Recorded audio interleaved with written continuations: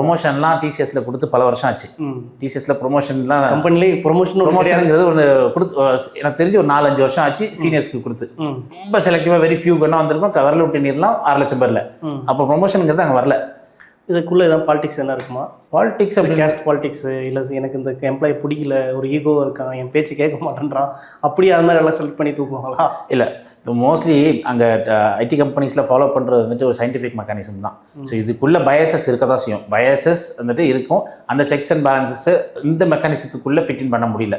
So அந்த பயசஸை வந்துட்டு நம்மளுக்கு வந்து மெஜாரிட்டியாக அப்படின்னு பார்த்தோம்னா எல்லாரும் தான் பிரச்சனை. இப்போ இந்த ஒரு பர்டிகுலர் சமூகத்தை சார்ந்தவங்களோ இல்லை பர்டிகுலர் மதத்தை சார்ந்தவங்களோ பிரச்சனையில் மாட்டலைங்க. இங்கே எல்லா எம்ப்ளாயிஸும் சேர்ந்து மொத்தமாக தான் மாட்டியிருக்காங்க பிரச்சனை இல்லை.